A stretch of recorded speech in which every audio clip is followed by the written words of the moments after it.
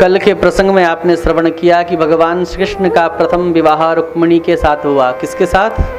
रुक्मिणी मैया के साथ हुआ। और इनको प्रथम संतान के पुत्र में प्रद्युम्न जी महाराज की प्राप्ति हुई।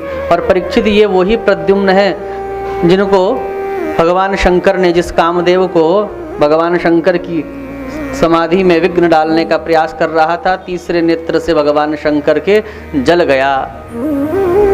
तो कामदेव की पत्नी रति दौड़ते हुए भगवान शंकर के पास आई, मेरे पति को तो आपने जला दिया। तो भगवान शंकर से जब याचना करने लगी, स्तुति प्रार्थना वंदन निवेदन आदि करने लगी, तब भगवान शंकर ने कहा कि जब द्वापर में भगवान श्री कृष्ण इस धरा पर आएंगे तो उनके प्रथम पुत्र के रूप में तेरे ही पति कामदेव का प्राकट्य होगा। तो आज वही कामदेव भगवान श्री कृष्ण का प्रथम पुत्र बनकर प्रकट हुआ है। श्री शुक उवाच कामस्तु वासुदेवांशो दग्धः प्रागरुद्रमन्युना देहोपपत्तये भूय तमेव प्रत्यपद्यत। तो वही कामदेव प्रकट हुआ।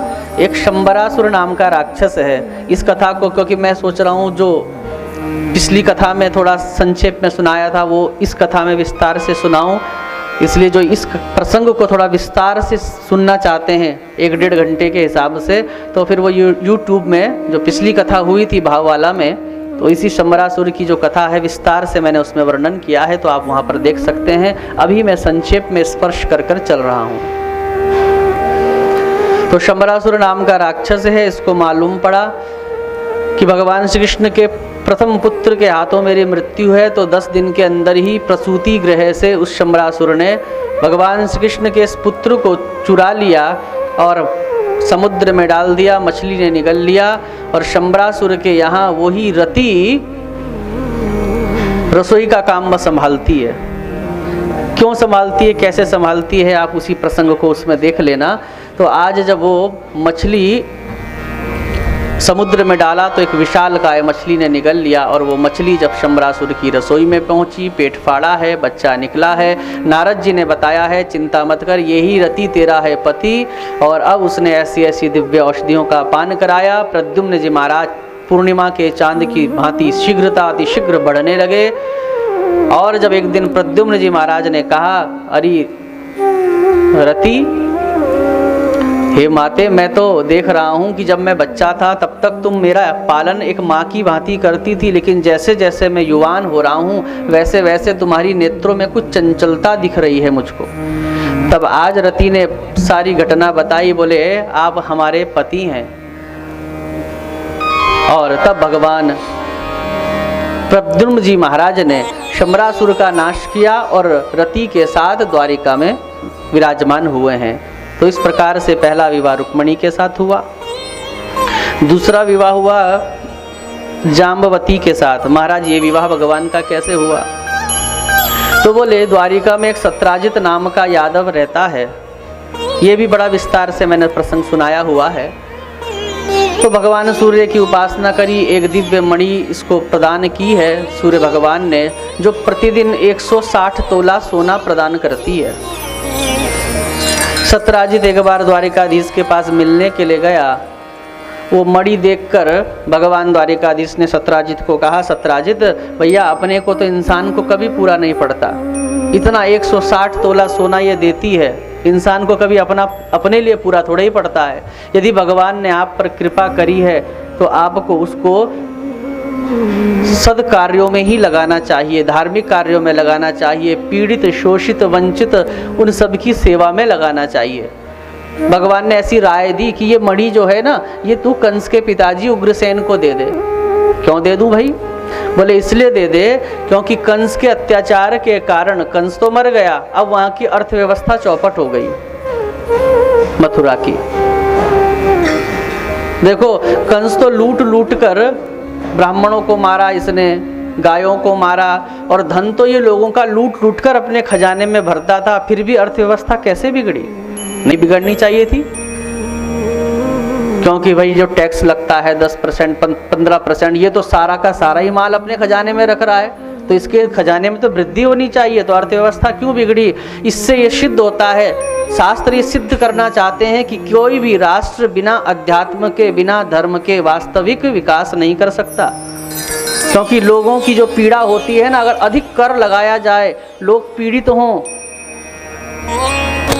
अगर विकास अंतिम छोर तक ना पहुंचे तो इसका दोषी राजा होता है। तो इसलिए अर्थव्यवस्था बड़ी बिगड़ी हुई है। शास्त्रों में तो बड़ी छोटी छोटी बातों का भी वर्णन है माताओं, इतनी छोटी छोटी बातों का वर्णन है, आपको आश्चर्य होगा। जीएसटी सरकार को कितनी लगानी चाहिए ये भी गरुड़ पुराण में भी है और अन्य शास्त्रों में भी मिलता है। हाँ, जो हम टैक्स देते हैं कितना लगे। और श्लोक में पढ़ रहा था, इतना सुंदर श्लोक था, मैंने कहा राम राम, देखो ऋषि हर चीज का निर्णय कितनी सुंदर तरीके से करते हैं। तो ऋषि बता रहे हैं कि प्रजा पर टैक्स कितना लगाना चाहिए। बोले जैसे कि ये फूल है, ये फूल है तो इसके ऊपर जो भौरा होता है या मक्खी होती है वो बैठती है, तो इसका फूल का जो इसकी मिठास है, ये इसका गुण है, ये इसकी संपत्ति है फूल की। क्या? इसकी सुगंध, इसकी मिठास। तो मक्खी इसमें बैठती है, इसका शहद निकाल लेती है और इतने धीरे से निकालती है कि फूल को भी नहीं पता चलता। शहद लेके उड़ भी जाती है, फूल को कोई नुकसान भी नहीं होता, ना तो फूल की खुशबू कहीं चली जाती है। तो बोले जैसे कि भौरे ने अथवा मक्खी ने फूल पर से शहद निकाल दिया, फूल को बिना कोई हानि पहुंचाए, तो बोले वैसे ही प्रजा को ध्यान में रखते हुए बिना कोई हानि पहुंचाए, जैसे फूल से मक्खी ने शहद निकाल लिया, वैसे ही प्रजा से टैक्स ले लेना चाहिए, लेकिन प्रजा पर उसका भार, अतिरिक्त भार ना पड़े, इसका भी ध्यान रखना चाहिए। मध्यम वर्ग का भी ध्यान रखना चाहिए और वंचित वर्ग का भी ध्यान रखना चाहिए। सबकी अपनी अलग अलग सामर्थ्य है। और एक गरुड़ पुराण में मैं और श्लोक पढ़ रहा था, बोले प्रजा का दोहन सरकार को कैसे करना चाहिए। जैसे कि जो ग्वाला होता है वो गाय का दोहन तो करता है, लेकिन बछड़े का हित ध्यान में रखते हुए, क्योंकि पहला अधिकार किसका है? बछड़े का है, और बछड़े का हित में ध्यान रखते हुए और तब गाय का दोहन करना चाहिए शेष। तो बोले वैसे ही हम बछड़े हैं सरकार के लिए, तो हमारा हित ध्यान में रखते हुए ही राज्य का दोहन करना चाहिए। प्रेम से कहिए श्री राधे। छोटी छोटी बातें अद्भुत। तो भगवान ने समझाया सत्यराजित को कि ये मणि है भैया, तू अग्रसेन को दे दे, प्रजा पालन में लगेगा, सदकार्य में लगेगा, प्रजा से का आशीर्वाद प्राप्त होगा। लेकिन ऐसी बातें हर किसी के समझ थोड़ा ही आती है। सबको लगता है हमारी मेहनत की कमाई है, हम ऐसे कैसे रसीद कटवा दें। इसीलिए मैं कहा करता हूँ माताओं, हम अपने जीते जी अपने हाथ से जितना कर लें बस यही साथ जाने वाला है। बाकी तो आप सब अपने बच्चों के लिए छोड़कर जाने वाले हैं, आप सब बच्चों को देकर जा रहे हैं और बच्चों को देना जरूरी है, लेकिन ये ध्यान रखना बच्चों के लिए जो छोड़कर गए हैं वो दान की कैटेगरी में नहीं आता। बच्चों को आपने चाहे कितना भी दिया वो दान नहीं माना जाएगा। और उस जो बच्चों को दिया उसको कमाने में आपने जितना भर भी आपसे जाने अनजाने में कैसे भी जो पाप हुआ है ना, अब उस पाप का भोग सिर्फ आप भोगेंगे और बच्चे तो आपकी संपत्ति में आनंद करेंगे, वो उस पाप का हिस्सा नहीं बनेंगे। इसलिए अपने हाथों से ही कर लो, जितना हो सकता है सब बच्चों के लिए छोड़ दोगे और फिर उसके बाद क्या होगा। अब सब कुछ जब बच्चों के नाम कर दिया, करना चाहिए वो मैं नहीं कह रहा हूँ, लेकिन मेरा कहने का तात्पर्य अलग है कि सब कुछ बच्चों के नाम कर दिया, अपने आप बिल्कुल नग्न हो गए। अब कहीं कथा चल रही है अथवा कोई धार्मिक आयोजन हो रहा है, अब बच्चों से कहा सब तुम्हारा सब कुछ बच्चों के पास है। अब बच्चों को कहा कि जरा 5100 की रसीद कटानी थी, जरा बेटा दे तो सही। तो बेटा क्या कहेगा, अरे तुम्हारा दिमाग खराब है, 5100 की रसीद कटानी थी, लो 500 रुपये दे दो। सब कुछ तुम्हारा ही है, लेकिन अब तुमको ही उनके आगे हाथ फैलाना पड़ रहा है। तो ऐसा भी ना हो। बोलो राधे राधे। इसलिए जो अपने संतानों के लिए बहुत समर्पित होते हैं बहुत अच्छी बात है, लेकिन इतना मोह हो जाता है कि अपने बुढ़ापे के लिए भी जो धन नहीं बचाता, शास्त्र कहता है मूर्ख होते हैं वो लोग। इसलिए धन संग्रह करो, लेकिन अपने पास इतना हिस्सा तो रखो कि अगर कदाचित बच्चों ने धोखा दे दिया तो आपको बेटा बहू के आगे हाथ ना फैलाना पड़े। और मैं तो कहा करता हूँ, अच्छी चीज़ें देखने से यदि प्रेरणा प्राप्त होती है तो कुछ भी बुरा नहीं है। जैसे बागवान फिल्म दिखाई थी ना, कितनी सुंदर, हम तो कई बार देखे। यदि वो हमको पुनः चार्ज कर देती है ऐसी कुछ चीज़ें तो देखना चाहिए।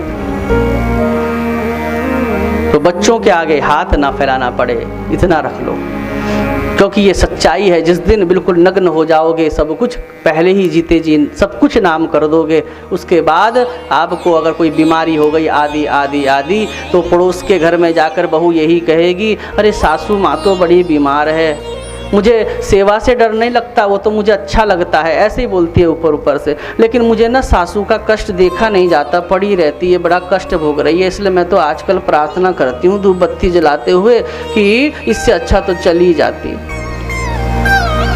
अब उसके अंदर तो भावना तो यही है ना कि पैसा खर्च हो रहा है, जितना था सब कुछ जा रहा है धीरे धीरे।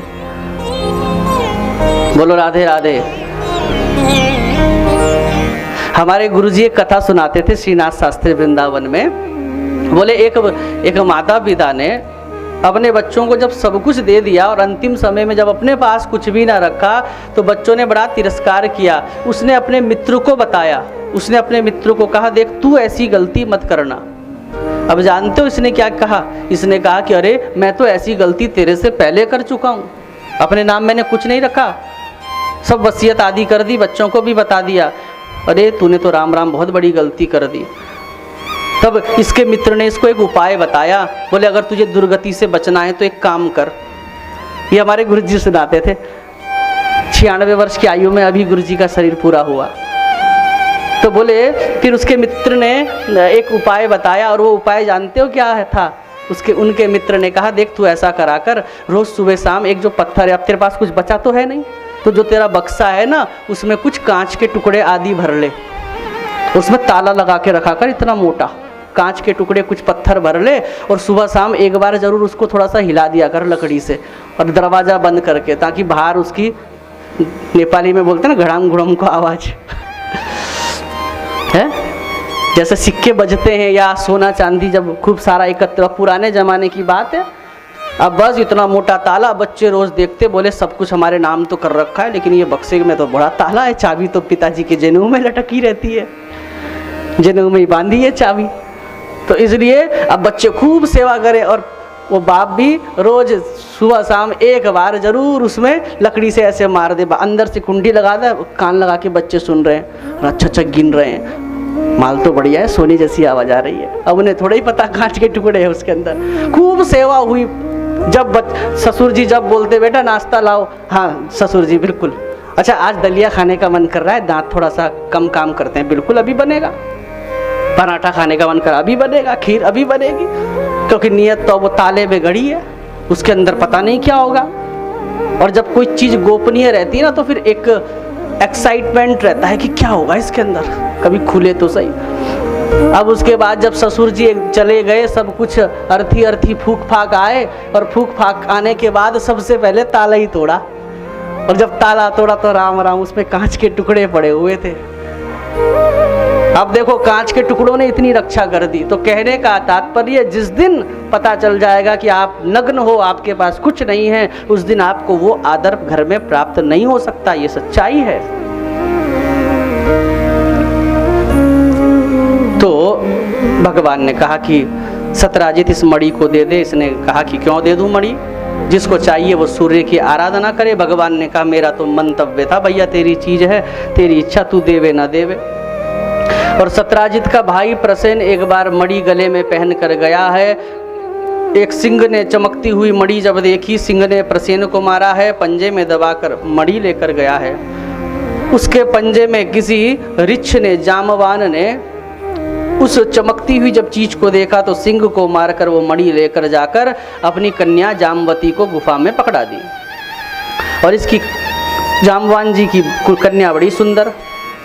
अब जामवान जी रिछ हैं, ये वही रामावतार वाले रिछ हैं। जामवान के वचन सुहाए, सुंदरकांड जहाँ से शुरू होता है। ये वही जाम्बवान है। अच्छा, एक प्रश्न उठता है कि जाम्बवान जी महाराज की तो फिर कन्या भी ऋक्ष जैसी होनी चाहिए। देवता सब कुछ करने में समर्थ हैं, जो ये जाम्बवान हैं ये ब्रह्मा जी के अवतार कहे गए हैं, तो इसलिए देवता तो सब कुछ करने में समर्थ हैं, इसलिए इनकी जो कन्या है बड़ी सुंदर जाम्बवती है। मणि से खेलने लगी। और इधर जब बहुत दिन तक वो सत्राजित का भाई प्रसेन मणि लेकर नहीं लौटा, तो सत्राजित ने कहा वो कृष्ण मुझे बार बार कह रहा था कि अपनी मणि किसको दे दे, उग्रसेन को दे दे, उग्रसेन को दे दे। मुझे लगता है कृष्ण की नियत मेरी मणि में गड़ी हुई थी। मेरा भाई पहन के गया था, अभी तक लौट के नहीं आया। हो ना हो अवश्य ही कृष्ण ने ही मणि के लालच से मेरे भाई को मारा होगा। अपनी पत्नी को बताया। किसको बताया?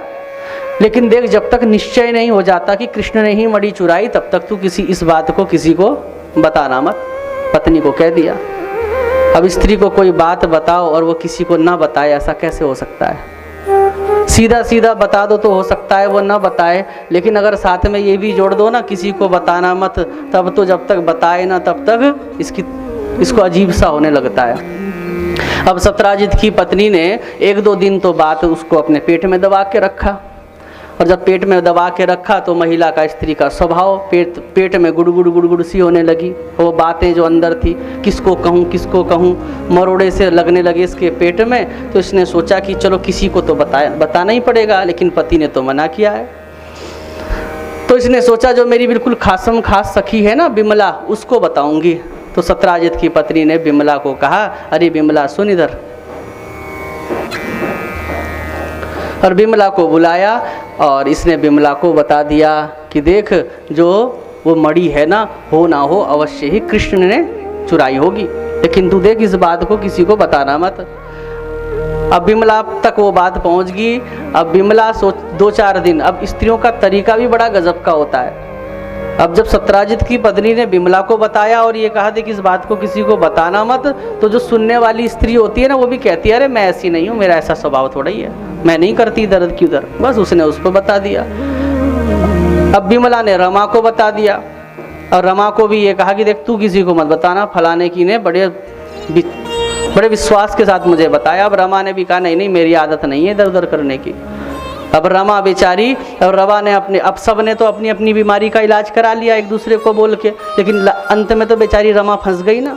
अब रमा के पेट में वो बात कितने दिन तक दबा के रखे, 1 दिन रखा, 2 दिन रखा, 4 दिन रखा। अरे बड़े विश्वास से बताई इसको तो किसी को बताना नहीं चाहिए। माताओं 5वें दिन तो इतना मरोड़ा सा उठने लगा इसके पेट में, इतना दर्द होने लगा। तब इसने सोचा बीमारी बढ़ती जा रही है, अब इलाज तो कराना ही पड़ेगा। अब इलाज कोई डॉक्टर के पास जाके थोड़ा ही होगा, किसी को बता दे हो गया इलाज। बोलो राधे राधे। और बस इसने फिर कमला को बता दिया। अब तब जाके इसके शांति पड़ी, कमला तक पहुंच गई। श्री सुखदेव जी महाराज कहते हैं राजन, 2 कान से 4 कान, 4 कान से 8, 8 से 16, 16 से 32, 32 से 64, इस प्रकार से पूरी द्वारिका में कानाफूसी होने लगी कि कृष्ण ने ही वो मणि चुराई होगी। करणे करणे जपन जनाहा, ऐसी वार्ता चलने लगी। और भगवान श्री कृष्ण एक बार अपनी राज्यसभा में बैठे थे, कुछ कार्य कर रहे थे, तभी एक अनुचर दौड़ता हुआ आया, महाराज पूरी द्वारिका में कानाफूसी हो रही है कि कृष्ण ने वो मणि चुराई होगी। सत्राजित ने अपनी पत्नी को ऐसा कहा था कि बोले भले ही द्वारिकाधीश बन गया, सोने का मुकुट लगाने वाला हो, सोने के थाल में खाने वाला हो, तो क्या हुआ? अरे बचपन की आदत इतनी जल्दी छूटती थोड़ी है। बचपन में तो चोरई था, घर घर में माखन चुराता हुआ घूमता था। भगवान ने कहा लो झूठा कलंक लग गया। और अब भगवान सैनिकों को लेकर गए हैं, प्रसेन परा मिला उनको, और वहीं पर सिंह के पांव के चिन्ह थे। सिंह के पांव के चिन्ह से होते हुए गए तो आगे सिंह मरा पड़ा था। फिर ऋक्ष के पांव से, वहाँ पर ऋक्ष के पांव बने हुए थे, तो फिर वहाँ से होते होते होते सीधा जाम्बान की गुफा में पहुँचे हैं। और भगवान श्री कृष्ण को देखकर जाम्बान की कन्या चिल्लाने लगी, कौन आ गया ये परपुरुष मेरी गुफा में? तभी जाम्बान जी दौड़ते हुए आए हैं। भगवान श्री कृष्ण के साथ जाम्बान जी महाराज का 28 दिनों तक बड़ा भयंकर युद्ध चला है। परीक्षित भगवान न तो हारते हैं न जीतते हैं, एक एक नस नस ढीली कर दी जाम्बान जी महाराज की। और 28वें दिन जाम्बवान ने सोचा या तो हार ही जाए या जीत ही जाए, न तो हारता है न जीतता है, बस खेल कर रहा है। बिल्कुल उसी प्रकार से जैसे चूहे को मारने से पहले बिल्ली थोड़ी देर खेल करती है। और 28वें दिन ऐसे जाम्बवान ने अपनी मुट्ठी को बांधा, पूरे शरीर का बल मुष्टिका में एकत्रित करते हुए इस भाव से भगवान श्री कृष्ण की ओर भागे कि इस पुरुष की छाती में ऐसा धमुकरा मारूंगा कि इसकी छाती फट जाएगी। दौड़े हैं द्वारिकाधीश की छाती पर, जैसे ही मारने को हुए भगवान ने अपनी छाती को बचाने के लिए ऐसे कर दिया है। जब हल्की सी छाती को भगवान ने एक और हटाया, तब जाम्बवान जी की दृष्टि कहाँ पड़ी? भगवान के वक्षस्थल पर पड़ गई। वहाँ पर उनको श्रीवत्स का चिन्ह दिखाई दिया। किसका चिन्ह दिखाई दिया? श्रीवत्स का चिन्ह। तब जाम्बवान जी ने सोचा यही चिन्ह तो मेरे राम जी के छाती पर भी था। ओहो, हो ना हो मेरे राम ही कृष्ण बनकर आ गए हैं, प्रणाम किया है। अच्छा, ये श्रीवत्स का चिन्ह कैसा होता है? भागवत में ही अध्ययन के अंतर्गत मुझे एक जगह पर मिला कि भगवान की छाती में एक सुनहरी रेखा सी होती है जो लक्ष्मी का प्रतीक होती है, और उसी को श्रीवत्स का चिन्ह कहते हैं। सुनहरी रेखा होती है भगवान के। बिल्कुल वैसे ही अब बताओ, आपके जेब में जो पैसे हैं, आपके पास जो पैसे हैं, उस कागज की कोई कीमत थोड़ी है। उसके अंदर जो एक रेखा है ना, जिसको चांदी की लकीर हम बचपन में बोला करते थे, कीमत तो उसकी है। और तभी श्रीवत्स का चिन्ह जब दिखाई दिया तो समझ गए, अरे ये तो और कोई नहीं, ये तो मेरे प्रभु जी ही हैं। और तब भगवान ने सारी कथा बताई। जाम्बवान जी ने कहा कि मणि तो मैं प्रदान कर नहीं सकता, क्योंकि मैंने अपनी कन्या को प्रदान कर दी है मणि को, अब कैसे दिया जाए? बोले प्रभु, मणि अगर आपको ले जानी है तो दहेज के रूप में ले जाओ। और फिर भगवान ने जाम्बवती के साथ विवाह किया है और जाम्बवती को अपनी पत्नी के रूप में स्वीकार किया है। बोले वृंदावन बांके बिहारी लाल की जय। तो ये दूसरा विवाह जाम्बवती के साथ हुआ। तीसरा विवाह सत्यभामा के साथ हुआ। महाराज ये कैसे हुआ? तो बताया कि जो सत्राजित को लाकर भगवान ने मणि दे दी, सत्राजित बड़ा लज्जित हुआ कि भगवान पर मैंने व्यर्थ का कलंक लगाया, और सत्राजित ने अपना अपराध के फलस्वरूप अनुनय विनय किया है और निवेदन किया है कि गोविंद, हे केशव, हे द्वारिकाधीश, मेरी कन्या सत्यभामा के साथ तुम विवाह कर लो और इस मणि को भी प्राप्त करो। भगवान ने सत्यभामा के साथ विवाह तो किया है, लेकिन कहा ससुर जी, जिस मणि के कारण इतना बड़ा कलंक लगा, इसको तो मैं अब छूना भी नहीं चाहूँगा। ससुर जी ने कहा नहीं नहीं, मैं तो अपनी प्रसन्नता से दे रहा हूँ, केशव ले लो। एक बार का भगवान ने कहा हम नहीं लेंगे। फिर दोबारा का, अरे केशव ले लो। भगवान ने कहा हम नहीं लेंगे। अब भगवान अंदर तो भाई चाह रहे हैं भगवान की मिल जाए तो हम भी इससे समाज कल्याण में लगाएं। तो जब तीसरी बार कहा तो भगवान ने सोचा कहीं बार बार मना करने से कहीं ऐसा ना हो कि ससुर जी अपने साथ ही लेकर चले जाएं। तो भगवान ने सोचा, अंदर से तो सोच रहे हैं भगवान कि प्राप्त तो करना है, इससे समाज कल्याण होगा। और जब पुनः याचना पुनः प्रदान करने लगे तब भगवान ने कहा कोई बात नहीं, ऐसा करो ससुर जी, इस मणि को आप रखो अपने पास, इससे जो प्रतिदिन सोना निकलेगा उसको हमारी द्वारिका में पहुंचा दीजिएगा। जो कीमती चीज़ होती है ना, उसकी सिक्योरिटी में कई बार बहुत खर्चा करना पड़ता है। लोहार की जो दुकान होती है तो सरिये के गुच्छे रात को बाहर ही पड़े रहते हैं, कोई चुराने वाला थोड़ा ही है। लेकिन जो सोने की दुकान होती है, सुनार की, 7-7 ताले लगाते हैं, कितना सिक्योरिटी का खर्चा देते हैं, गार्ड आदि सब कुछ लगाने पड़ते हैं। तो वैसे ही भगवान ने भी सोचा होगा कि भैया मणि में अपने पास रखूंगा तो इसकी सिक्योरिटी में तो बहुत खर्चा होगा, इसलिए सारा का सारा सिक्योरिटी का खर्चा मूड धर दिया अपने ससुर जी के सिर पर, और उससे जो माल निकले वो द्वारिकाधीश के पास पहुंच जाता है। बोलो राधे राधे। तो जाम्बवती, सत्यभामा, और फिर एक विवाह हुआ है कालिंदी, सूर्यपुत्री कालिंदी के साथ। भगवान श्री कृष्ण और अर्जुन जा रहे थे। यमुना जी के तट में एक कन्या को तप करते हुए देखा। अर्जुन ने कहा कि प्रभु, कोई कन्या तप कर रही है। भगवान ने कहा जरा जाओ देख कर तो आओ। गए हैं। वहाँ पहुँचे तो अर्जुन ने पूछा, बोले कि पुरुषों को तो इस प्रकार से तप करते हुए कई बार देखा है, लेकिन इतना कठोर तप एक युवान कन्या कर रही है, क्यों अपने शरीर को इतना सुखा रही हो? क्या विशेष प्रयोजन है तुम्हारा? क्या चाहती हो? तब कहा है उस कन्या ने कि उस द्वारिकाधीश को मैं पति के रूप में प्राप्त करने के लिए तप कर रही हूँ।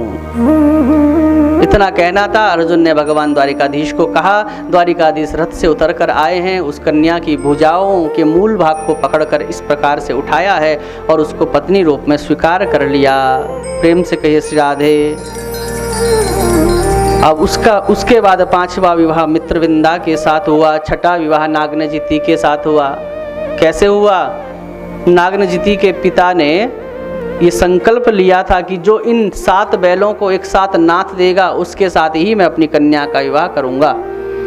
कोई भी राजा इस पराक्रम को कर ना पाया। द्वारिकाधीश ने 7 बैलों को नाथ कर नकेल डाल दी है और फिर भगवान का विवाह नागनजिति, जिसको सत्या भी कहते हैं, उसके साथ हुआ। 7वां विवाह श्रुतकीर्ति के साथ हुआ और 8वां विवाह लक्ष्मणा के साथ हुआ। ये प्रमुख 8 विवाह हैं और ये ही 8 अष्टधा प्रकृति कही जाती हैं। गीता में भगवान जिस अष्टधा प्रकृति का वर्णन करते हैं वो यही हैं। प्रेम से कहिए श्री राधे।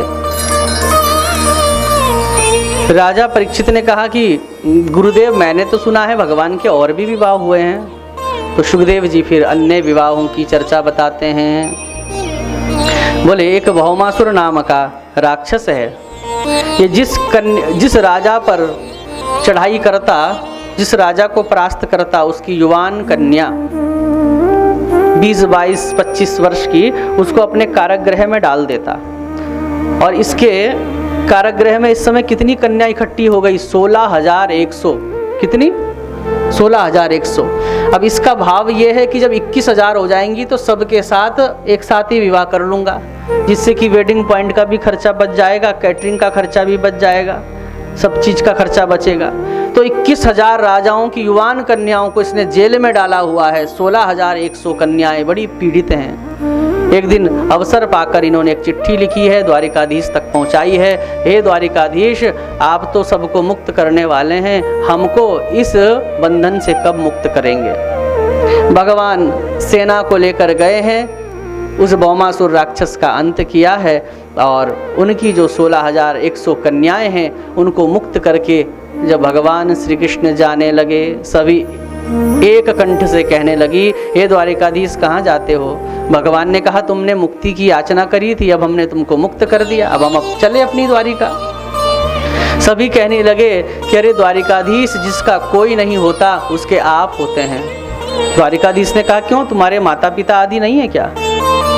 तब भगवान से कहने लगी कि जो कन्या इतने वर्षों तक किसी पर पुरुष के संरक्षण में रही हो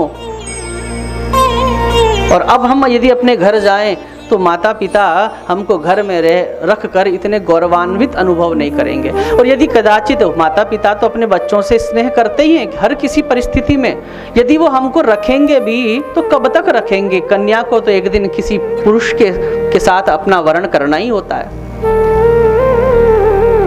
तो माता पिता के यहाँ बहुत अधिक समय तक हम रह नहीं सकती और कोई भी व्यक्ति, कोई भी वर हमारा वर्ण नहीं करेगा, क्योंकि वो यही सोचेगा कि किसी पर पुरुष के सानिध्य में इतने समय तक रहकर आई हैं, हमको कटाक्ष ही करेगा।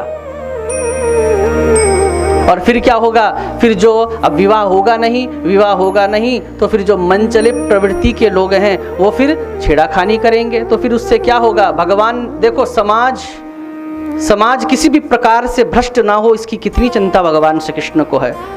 इसी और संकेत करते हुए भगवान गीता में शुरू में क्या कहते हैं, पहले अध्याय में, कि हे अर्जुन, प्रदुष्यन्ति कुलस्त्रियः, जब कुल की स्त्रियां प्रदूषित हो जाती हैं तो जायते वर्ण संकरः, तो वर्ण संकर संतान पैदा होती है, जिससे कि डीएनए की गुणवत्ता भी नष्ट हो जाती है, कुल नष्ट हो जाता है। एक गोत्र आदि में विवाह करना, जो आजकल के बच्चे कहते हैं ना कि अरे प्यार होना चाहिए, कहाँ तुम पुराने बात करते हो?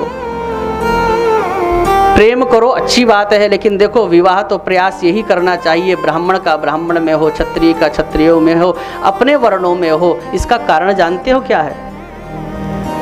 इसका कारण यही है क्योंकि हर वर्ण की अपनी अलग अलग एक गुणवत्ता होती है। प्रेम से कहिए श्री राधे। तो वो गुणवत्ता बनी रहे इसलिए भी एक ही वर्ण में हमको विवाह करना चाहिए। और अगर आप शास्त्र की बात नहीं मान रहे हो तो मैं आपको एक रिसर्च अमेरिका का बता सकता हूँ। 2 वैज्ञानिक ऐसे हुए हैं बहुत पूर्व।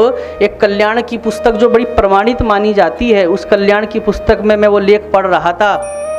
उन दोनों वैज्ञानिकों ने जब एक गोत्र पर विवाह करने पर, अथवा हमारे जब सनातन वैदिक परंपरा है जो विवाह की है कि किस प्रकार से गोत्र आदि देखा जाता है, सगोत्र में विवाह नहीं होता, तो उसने जब रिसर्च करा तो उसने यही उद्घोष किया है और वो सारी बीमारियों के नाम भी लिखे हैं उसने उस लेख में। और ये कहा है कि उसने कि अगर भारतीय वैदिक वैवाहिक पद्धति से मैं इतना प्रभावित हूँ, कौन कह रहा है? दूसरे देश का वैज्ञानिक कह रहा है। भारतीय वैदिक परंपरा के विवाह पद्धति से मैं इतना प्रभावित हूँ, बोले अगर इसमें छेड़छाड़ होगी तो आने वाला समाज बहुत भ्रष्ट हो जाएगा। और कई प्रकार की उसने बीमारियों का भी उसमें विश्लेषण किया हुआ है। प्रेम से कहिए श्री राधे।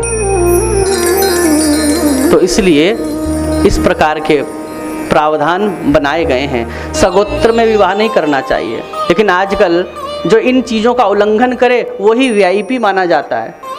हरियाणा आदि की तरफ आज भी गोत्र में विवाह करना बहुत बुरा माना जाता है। पर आज बुरा मत मानिएगा, क्योंकि एक बार मैं हरिद्वार में इस विषय पे बहुत बड़ी चर्चा हुई थी हमारी। कई लोग क्या करते हैं, कहते हैं कास्ट छुड़ा लो, गोत्र चलेगा। तो आज गढ़वाल आदि पद्धति में भी 60% ऐसा हो गया है कि कास्ट अलग होनी चाहिए, गोत्र एक भी। ऐसे कई अपने से जुड़े लोगों को मैं जानता हूँ। कास्ट छुड़ा दी लेकिन गोत्र दोनों का, पति पत्नी का एक ही है। और नेपाली में भी आजकल ऐसा ही होने लग गया है। लेकिन सगोत्र विवाह, क्योंकि कास्ट की चर्चा हमारे शास्त्र में थोड़ा ही है। कास्ट तो बनाया या उसी शब्दों से संबंधित जो गांव में पैदा हुआ तो कास्ट रख दी। इन कास्टों की उनियाल हो गया, ढोंडियाल हो गया या अन्य हो गए, जो भी कास्ट होती है इनकी चर्चा शास्त्रों में थोड़ी है। शास्त्रों में तो सिर्फ शर्मा, वर्मा, गुप्ता और दास, ये 4 ही चीज कही जाती है। तो इसलिए गोत्र का ही उसका अंतर करना चाहिए। सगोत्र विवाह निषेध माना गया है। प्रेम से कहिए श्री राधे। तो इसके वैज्ञानिक कारण भी हैं। और दूसरी बात ये भी है, जैसे मैंने आपको कहा, गुणवत्ता में कमी आ जाती है। गुणवत्ता मतलब ब्राह्मण का भोजन आदि अलग प्रकार का होता है, क्षत्रियों का अलग प्रकार का होता है, वैश्यों का अलग प्रकार का होता है, सबका अलग अलग प्रकार का भोजन आदि होता है। तो फिर वो अपने शरीर के अनुकूल भी नहीं होता, फिर सब मिक्सअप खिचड़ी बन जाती है। जैसे जर्सी गाय होती है ना, अब जर्सी गाय थोड़ा ही होती है।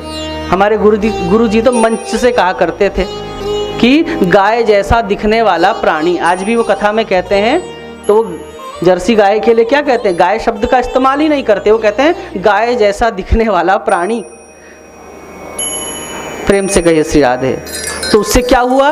उससे उसकी गुणवत्ता, जर्सी कहीं का ईंट कहीं का रोड़ा बना दिया जर्सी, तो उसके दूध में वो गुणवत्ता थोड़ा ही है जो देसी गाय में है। लेकिन अधिक दोहन करने के चक्कर से हो जाता है ऐसा। शुद्ध देसी गाय का तो 1 किलो दूध ही वो उसके 10 किलो दूध के बराबर तुलना नहीं कर सकता। शुद्ध देसी गाय का 1 किलो दूध वो अमृत है, वो दूध नहीं है। वो अगर 80 रुपये 100 रुपये किलो भी मिले ना, ले लेना चाहिए। प्रेम से कहिए श्री राधे।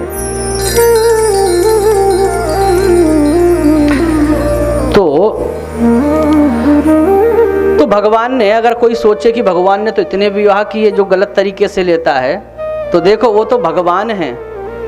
और भगवान श्री कृष्ण का जो अवतरण हुआ है वो समस्त भक्तों के संकल्पों की पूर्ति करने के लिए ही हुआ है। भगवान किसी के भी संकल्प को अधूरा नहीं छोड़ना चाहते। इसलिए जो ये कन्याएं हैं ना जिससे भगवान ने विवाह किया, ये और कुछ नहीं, ये वेदों के मंत्र हैं। क्या है ये? वेदों के मंत्र ही कन्याएं बनकर आई हैं। अब आप कहेंगे कन्याएं बनकर क्यों आई? तो कन्याएं बनकर इसलिए आई कि नारायण एक बार शयन कर रहे थे, शेषनाग की सैया में ये सभी मंत्र चले गए प्रभु के पास और कहा कि प्रभु हम आपकी व्याख्या लोगों को बताते हैं। मंत्रों में ही तो होता है कि परमात्मा कैसा है, हम बताते हैं लोगों को। सहस्र शीरेखा पुरुकः सहस्राक्षः सहस्रपात सभो मेघुं सर्वतः स्पृष्ट्वा त्यतिष्ठत् दशांगुलम्। ये सब हम बताते हैं। गणानान्त्वा गणपतिगुं हवामहे प्रियाणान्त्वा प्रियपतिगुं हवामहे निधीनान्त्वा निधिपतिगुं। इस प्रकार से हम आपका स्वरूप लोगों को बताते हैं। लेकिन हे गोविंद, जिसने गुड़ ना खाया हो वो गुड़ का स्वाद कैसे बताएगा? तो मंत्र कह रहे हैं कि गोविंद हम बताते तो हैं कि तू ऐसा तू ऐसा तू ऐसा, लेकिन जब आज तक हमने तेरे को खुद छुआ नहीं, तेरे साथ कोई क्रीड़ा नहीं की, तो हम तेरा वास्तविक स्वरूप तो हम ही नहीं जानते। तब भगवान ने कहा कि जाओ मैं लीला करने जा रहा हूं, तुम सब मंत्र कोई गोपियां बन जाओ और कोई बोमासुर की जेल वाली जो ये कन्या है ये बन जाओ। तो ये सब वेदों के मंत्र ही वहाँ पर उपस्थित हुए हैं और आज ये भगवान की पत्नी के रूप में इनको भगवान का स्पर्श प्राप्त हुआ, भगवान का संसर्ग प्राप्त हुआ, तब ये भगवान की महिमा को जाने। प्रेम से कहिए श्री राधे। तो वही बात है ना, जिसने गुड़ नहीं खाया वो फिर स्वाद का व्याख्यान नहीं कर सकता। वैसे ही मंत्रों को भगवान ने अपनी अनुभूति कराने के लिए इस प्रकार की लीला करी है। एक तो ये हो गया और दूसरा ये भी हो गया कि रामावतार में जब राम जी जा रहे थे दंडकारण्य से वन जा रहे थे, तो जो ऋषि मुनि वहाँ पर बैठे थे समाधि में, जब राम जी को जंगल में जाते हुए देखा, दर्शन किए, इतना आनंद हुआ। तो भगवान का स्पर्श पाना चाहते हैं, भगवान के गले मिलने का, क्योंकि भगवान जब सन्मुख, हमने भगवान को देखा नहीं फिर भी कथा सुनकर कितना आनंद आता है। एक ही कथा बार बार सुनते हो तो कितना आनंद आता है। जरा सोचो, जब भगवान सच में वेश बनाकर इस धरा पर आए होंगे, ऋषियों के आगे से जा रहे होंगे, ऋषि तपस्या किस लिए कर रहे हैं? भगवान को पाने के लिए कर रहे हैं। और वो परमात्मा जब आगे से जा रहा होगा तो स्वाभाविक है ना, अट्रैक्शन तो होगा ना, आकर्षण तो होगा। जैसे कि कोई झांकी में बनाते हैं, हम किसी को कृष्ण बना लेते हैं, जैसे रुक्मणी विवाह में बनाया, रुक्मणी बनाई, कृष्ण बनाए, तो हमको सबको पता है कि जो कपड़ों के अंदर है वो, उसका नाम राम सिंह है। मान लिया राम सिंह को कृष्ण बना लिया, हमको पता है कि राम सिंह कृष्ण बना है, लेकिन उस समय वो राम सिंह नहीं दिखाई देता, कृष्ण की छवि लगती है। कैसे माताएं दौड़ती हैं, सोचती हैं कि अब हमको कितना भी बोलें सोशल डिस्टेंसिंग रखो, लेकिन माताएं सोचती हैं अरे हमारा थोड़ा हाथ लग जाता, थोड़ा हमारा भी कृष्ण के पाँव में हाथ लग जाता। तो उस समय राम सिंह दिखता है क्या? वो क्या दिखता है? उस समय ठाकुर जी दिखते हैं। तो जिसने ठाकुर जी की छवि बना ली तो भी हमारा इतना आकर्षण होता है। तो कल्पना करके देखिए, जब भगवान आए होंगे इस धरा पर, किसी ने अगर अपने बच्चे, पति, घर, झोपड़ी सब कुछ छोड़ दिया तो इसमें कौन सी बड़ी बात है? तो राम जी जब जा रहे हैं तो जो ऋषि तपस्या कर रहे थे ना, उन्होंने राम जी को जब देखा, उनके कोमल कोमल अंगों को देखा, तो जानते हो गले मिलने की इच्छा हुई भगवान से। अब भगवान तो मर्यादा पुरुषोत्तम है, तो भगवान उनके संकल्प को समझे और मन ही मन कहा चिंता मत करो, तुम कृष्णावतार में तुम सबके मन के संकल्पों की पूर्ति करूंगा। तो आज जो वो ऋषि है ना, वो भी ये कन्याएं बनकर प्रकट हुई हैं, तो आज उनका भी भगवान के साथ विवाह हुआ है। ये तो इसका एक आध्यात्मिक पक्ष है। लेकिन चलो, हम तो पांडाल वाले कथा सुन सुन के इस बात को समझते हैं, लेकिन जो बाहर वाले मजाक उड़ाते हैं, तो मैं उनको कहता हूँ कि ठीक है, तुम मोटी बुद्धि से ही सोच लो, मोटी बुद्धि से ही सोच लो, तो भी जरा कल्पना करो कि 16,108 स्त्रियों को संतुष्ट रखना ये परमात्मा के अलावा कोई कर सकता है? कई लोग कहते हैं भाई हमसे तो ये घरवाली नहीं संभल रही है। तो कल्पना करो, आप भगवान में एक साधारण मनुष्य को कैसे देख सकते हैं? 16,108 को संतुष्ट करा है भगवान ने, और एक ने भी आज तक शिकायत नहीं करी। और हम लोग तो अपने पति की कितनी शिकायत करते हैं, अरे ये जी ये तो है जी, सुनते ही नहीं, हम ऐसा बोलते हैं वैसा बोलते हैं तो हमारी मानते नहीं, कितना हमको शिकायत रहती है अपने पतियों से। लेकिन भगवान से कृष्ण की 16,108 है, कोई एक आकर कह दे कि मुझे कृष्ण से कोई आपत्ति है या मैं संतुष्ट नहीं हूँ, ऐसा सामर्थ्य सिर्फ परमात्मा में ही हो सकता है। और अब ये सब की सब भगवान के साथ गृहस्थ रूपी जीवन, गृहस्थ जीवन जीकर इतनी आनंदित हैं, इतनी आनंदित हैं उठ रही हैं तो कृष्ण कन्हैया को देख रही हैं, सो रही हैं तो कन्हैया को देख रही हैं। बोलो राधे राधे। तो आइए जरा हम भी भजन के माध्यम से कन्हैया को देख लें।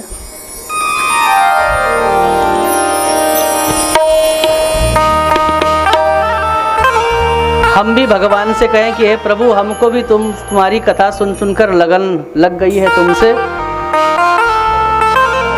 और आप हमको भी स्वीकार करिए। लगन तुमसे लगा बैठे। अच्छा सच बताना, इन 7 दिनों में थोड़ी लगन लगी कन्हैया से? प्रेम में कुछ वृद्धि हुई?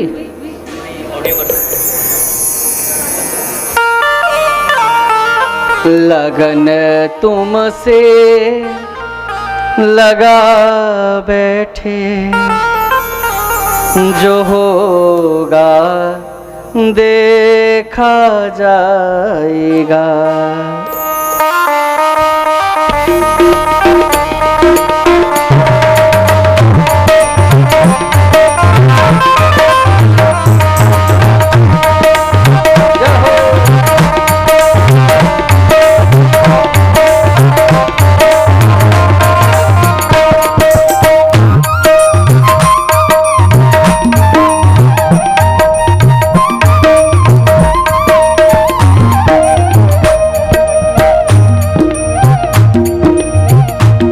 लगन तुमसे लगा बैठे, लगन तुमसे लगा बैठे, लगन तुमसे लगा बैठे, लगन तुमसे लगा बैठे, जो होगा देखा जाएगा। लगन तुमसे लगा बैठे, जो होगा देखा जाएगा। लगन तुमसे लगा बैठे, लगन तुमसे लगा बैठे, जो होगा देखा जाएगा, देखा जाएगा। तुम्हें अपना बना बैठे, तुम्हें अपना बना बैठे, तुम्हें अपना बना बैठे, तुम्हें अपना बना बैठे, देखा जाएगा। तुम्हें अपना बना बैठे, जो होगा देखा जाएगा।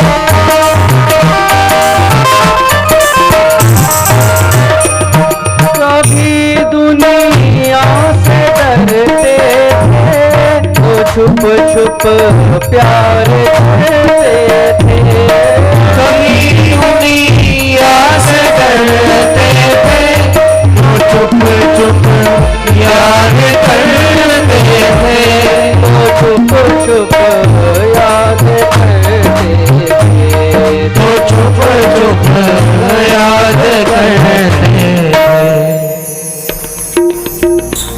लो अब पर्दा, लो अब पर्दा उठा बैठे, लो अब पर्दा उठा बैठे, जो होगा देखा जाएगा। लो अब पर्दा उठा बैठे, जो होगा देखा जाएगा।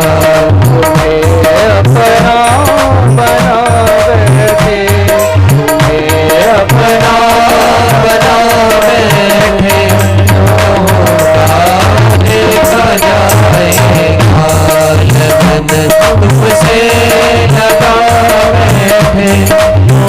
होगा देखा जाएगा।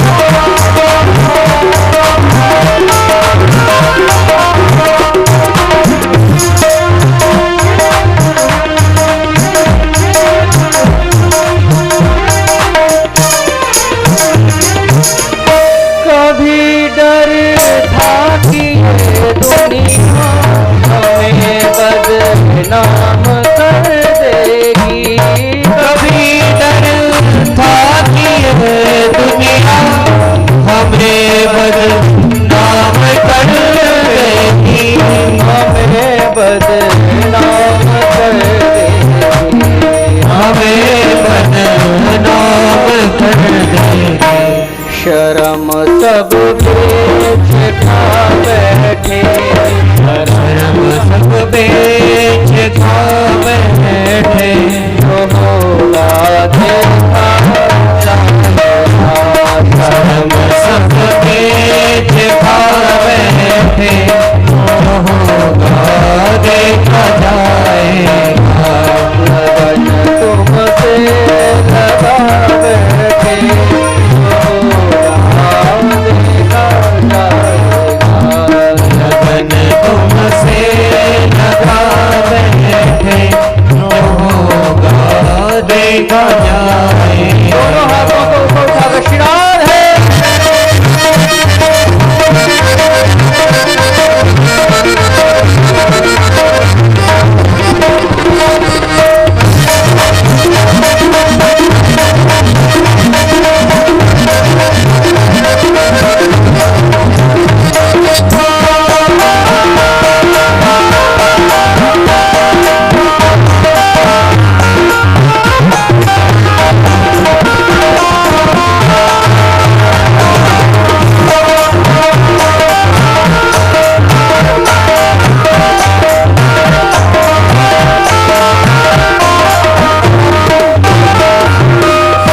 दीवाने हो गए थे तो फिर दुनिया से क्या डरना। दीवाने हो गए तेरे, तो फिर दुनिया से क्या डरना। दीवाने हो गए थे तो फिर दुनिया से क्या डरना। दीवाने हो गए तेरे, तो फिर दुनिया से क्या डरना। तो फिर दुनिया से क्या डरना। तो फिर दुनिया से क्या डरना। सभी से दिल हटा बैठे, सभी से दिल हटा बैठे, जो होगा देखा जाएगा। से दिल हटा बैठे, जो होगा देखा जाएगा। लगन तुमसे लगा बैठे, जो होगा देखा जाएगा। लगन तुमसे लगा बैठे, जो होगा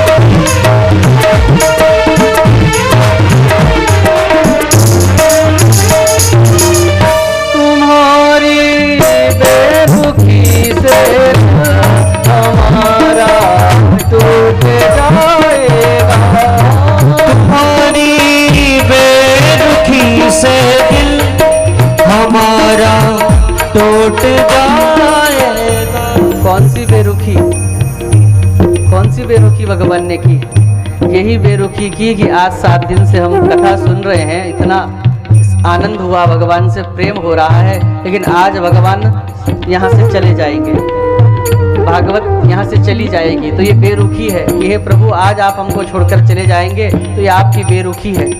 हम नहीं चाहते कि आप हमारे जीवन से जाएं, तो इसलिए स्थूल रूप से यहाँ से जा रहे हैं, लेकिन सूक्ष्म रूप से आज भगवान को अपने सब के सब, आज विश्राम दिवस के दिन सभी अपने दिल में भगवान को छिपा लेना, बसा लेना, बस यही कथा का फल है। इसलिए कहिए भगवान से,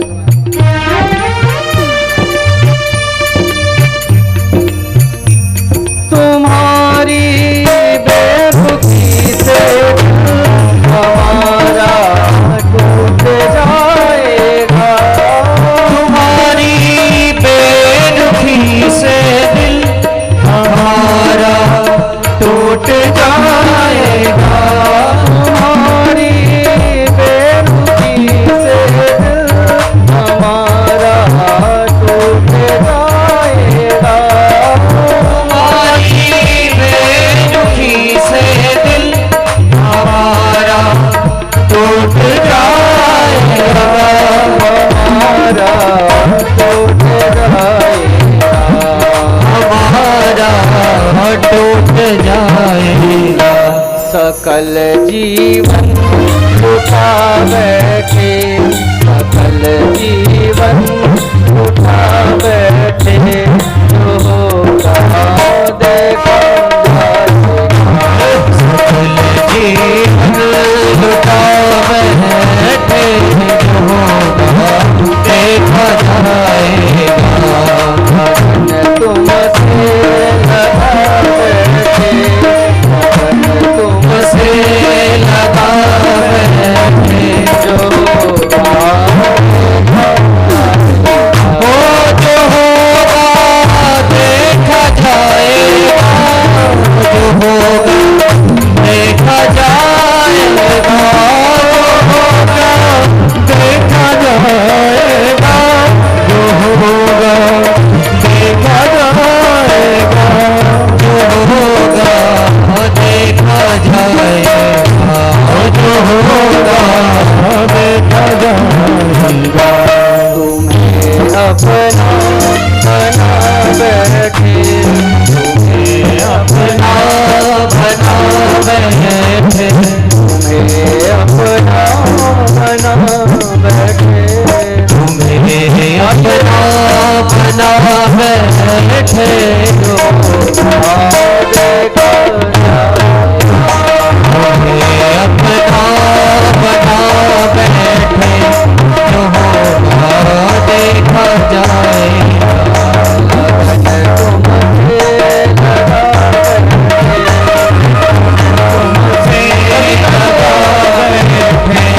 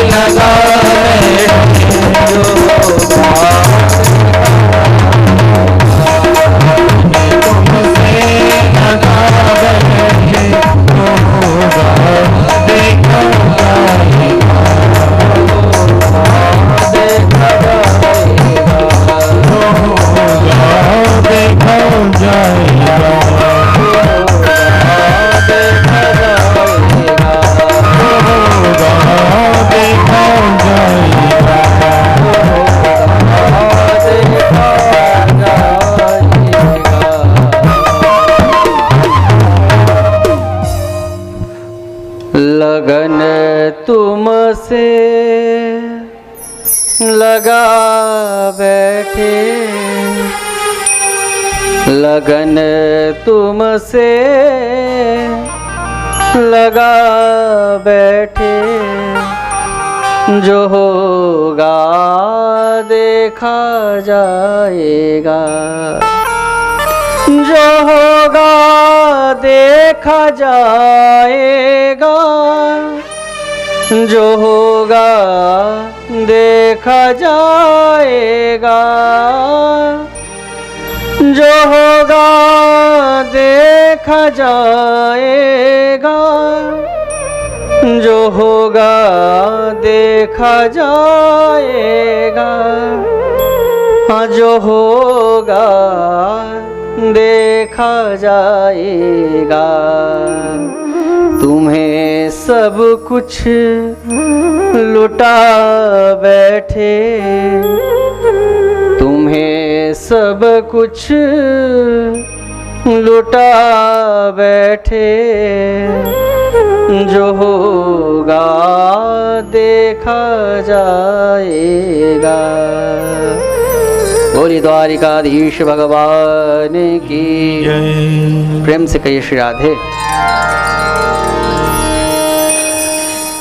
तो परीक्षित इस प्रकार से भगवान के 16,108 विवाह हुए और प्रत्येक स्त्री से भगवान के 10-10 पुत्र हुए।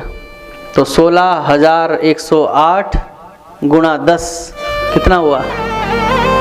कितने पुत्र हुए भगवान के? कौन है टीचर यहाँ पर? 16,108 गुणा 10 बराबर 1,61,080। इतने तो भगवान श्री कृष्ण के पुत्र हुए हैं और प्रत्येक स्त्री से भगवान की एक एक कन्या भी हुई हैं। तो 16,108 कन्याएं भी इसमें जोड़ लीजिए, इतनी भगवान की संतानें हुई हैं।